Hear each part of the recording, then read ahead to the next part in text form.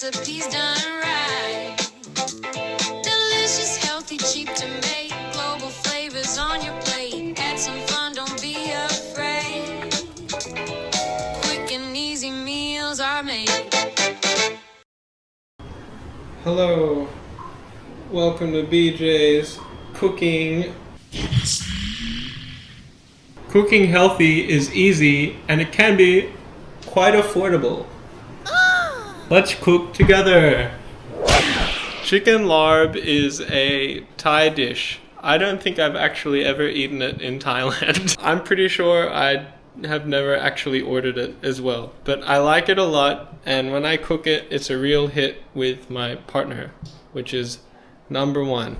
Chicken larb is cool because it has veggies, has lots of spicy, sort of sour, umami flavors, and it's high in protein, which is good for building muscles. Here's my way of cooking chicken larb. It's pretty easy. First things first is you need to get your ingredients. The most expensive thing is getting fresh herbs, because fresh herbs are sort of like extortionately expensive at the supermarket always. And then the next expensive thing would probably be your chicken mince. First is lettuce. You can get any type of lettuce. I probably wouldn't get rocket. I think that might taste bad. The Asian combo, ginger and garlic. Ooh, I like to do mine with mint and coriander. Look how horrible this mint is. And it costs $4. Annoying. Next thing that's really important is chilies. I love chilies. I go to like a fresh market, sort of, some weekends, and I can buy a bag of chili for real cheap. And then you need some onion. Chicken mince. Get it from Aldi because it's cheap. Oh, look at that.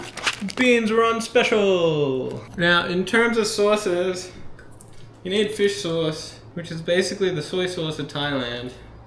And this is like what you use to make stuff saltier. Ooh, smells horrible. Also, I like to sweeten it with honey. We get honey by the bucket from our local person. Another really nice thing about larb is it sort of has like a funny texture. It's like dry, but also wet and a little bit crunchy-ish. You get this by toasting and grinding down rice. And then with the salady bit, I like to add avocado. Avocado is full of really good oils and fats, which is really good for brain growth. Brain growth is cool. Okay, let's get cooking. The first things first is to prepare the things that we need to like prepare beforehand. One being the toasted rice. We have this really annoying induction cooker. I think lots of people like it. I much prefer gas, but we just don't have gas in this rental, so, you know, what can you do? But the secret to toasting rice is to not put it too hot and just sort of take your time. Yeah. You can toast quite a lot of rice at one time and you can keep it in a little jar. That's cool. This is still too white. It needs to be darker. It's really easy to burn rice on the pan. And once you burn it, it tastes like total butt. I guess you may be thinking like, yo, BJ, like, how long does this take to cook and stuff? Well, you know what? Like, this is actually the longest part of it. I reckon if you're in a thick rush and you just have this, like, usually I have it in a jar, ready to go. And I like to put it on other stuff. But if you're in like a thick rush, I think it probably take you like 15 minutes. It's pretty fire. You know what I mean? Like, that's time efficiency. And like the way to like really make it efficient is to like just power cut your veggies, power cut these, and then put them on while they're getting like cooked and stuff and making your place smell really nice in Asia. Like prep other stuff, like pick the meat, the mint. You know, like sometimes you gotta stack tasks up when cooking.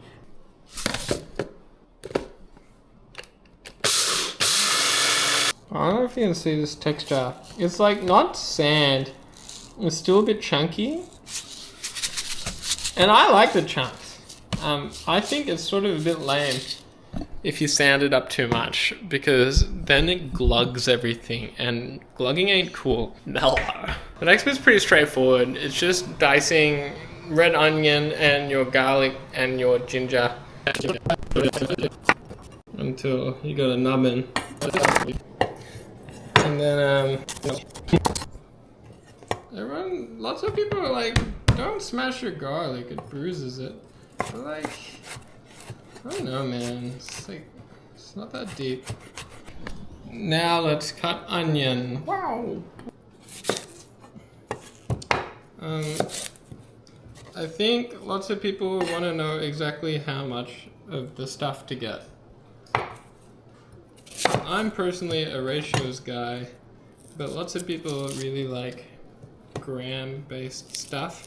So what I did was a thumb of ginger, 4 cloves of garlic, 1 to 2 red onions, pretty good, and coriander and mint just to taste.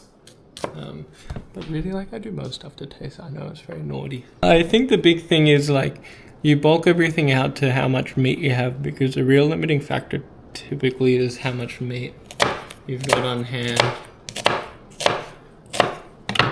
Wow! This video is sponsored by Bike Schleemer. Oh. Nice. You just want it to sort of go a bit soft and browned. I find that garlic burns faster than Funyuns because Funyuns just have so much water in them. What I like to do that sort of helps prevent the burning is just make a little pillow, a little stack, which is great because then it stops like your onions and stuff from feeling lonely. Like this guy here. Oh no, this guy. Where are my friends? But also, as this cooks, it sort of steams up and it weeps the water, which prevents the ginger from burning. Oh no, look at that. But also what you can do, which is just like super easy, is just like sprinkle a bit of water in it. No biggie. Water is such a great way to control the temperature of your pan. Shebang. Join me in the true horrors of Colesworth fresh herbs. Picking. And then like, what I tend to do with the mint is I just like sort of cut it up, so like shred it a bit. A really good way to keep herbs, because herbs are like freaking super expensive at the moment, like always, is get a tuppy and get like a paper towel and wet that boy and then chuck them in the tuppy.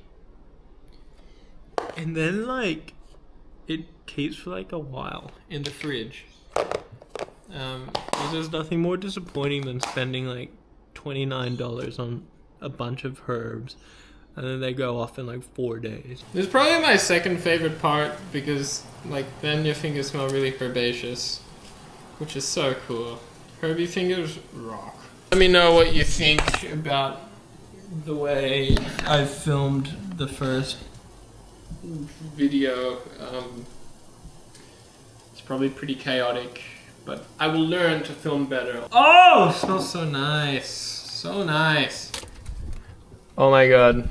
It's mushroom time. I know it's not very like traditional, but I love adding mushrooms to like everything because mushrooms rock. Cuppies or big schlubbies or floppies, whatever. Just like add more mushrooms to stuff because mushrooms are delicious and they're probably healthy. I have no idea what their health benefits are besides the benefits to my palate, which are a great benefit in themselves. People like to cut them up and stuff, but like you can just like tear up mushrooms like that. Here's a little hack about mushrooms. They are like impossible to burn. Of course you can burn. Like they're really hard to overcook because there's so much moisture stored inside them. Mushrooms are so delicious and stuff. Wow, oh my gosh. If you don't have like a mixing bowl, you can just use a cup. Like it doesn't really matter. Step 1 is honey. I tend to like it sweeter and sort of like tartar. So I use more honey and more lime than fish sauce. That's like my preference. A little hack with honey, if you want to use it, is just add like some hot water to it. This makes it so easy to work with because it's so viscous when it's not warm. Oh, hectic. And then start spritzing. And add a lime.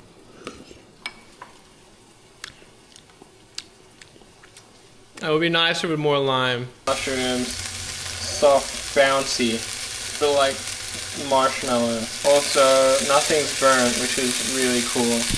Ah! A little bit of caramelizing yumminess. Alright, now what we're doing, we're cranking that.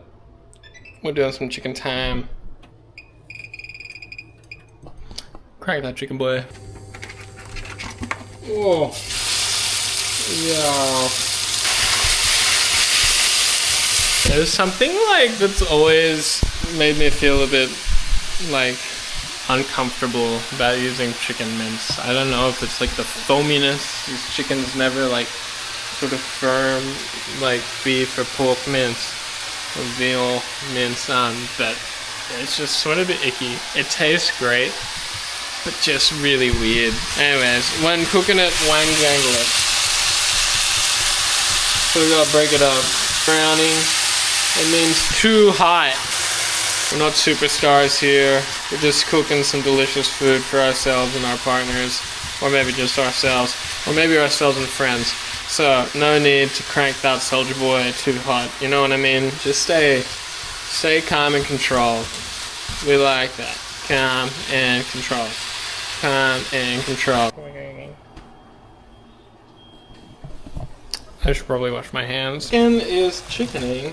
You know the crazy thing about like cooking chicken is, especially chicken mince, it's like look at all this moisture. Meow. Meow. Smudgel up all the big clumbies. Big clumpy, you want to schmuddle it. Schmudge, schmudge, schmudge, schmudge, schmudge. And this schmudgeling is a real test in just being mindful and patient. Because there are so many bits that you gotta schmudgel, and the more you schmudgel, the nicer it sort of ends up being. Because, like, there's more texture and more little bits of chicken that, you know, like little bits of chicken for the sauce and the herbs, the oils from the herbs to wrap around. It's a tasting nicer, dude. Because flavor is just surfacing. I like to spoon in a few and then give it a wang jangle and then spoon it a bit more. And then after that, I like to add all the sauces and stuff. Next step is adding the cooked veggie bits.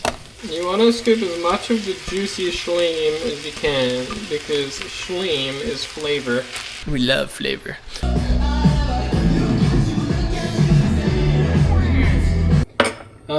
The sauce tastes really funky, but the funkiness goes away after you cook a bit.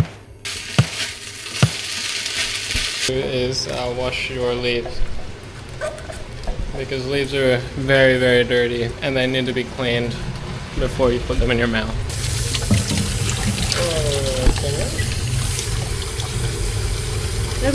That all goes in your mouth. The almost final step is just sort of cutting your lettuce, and what you can do is you can chop it up small, or you can keep it as cups and use it as like sanshui bao. Oh, I'm just now cutting up mint and coriander. So you eat it like you scoop it up in one of those like little salad spoons, and then you put it in your mouth. Oh, wow. Oh, bit of chili. She's crazy. Pressure. Oh, too hot maybe. Ah! Yay! Winner! Tomorrow. And lunch the next day it is on.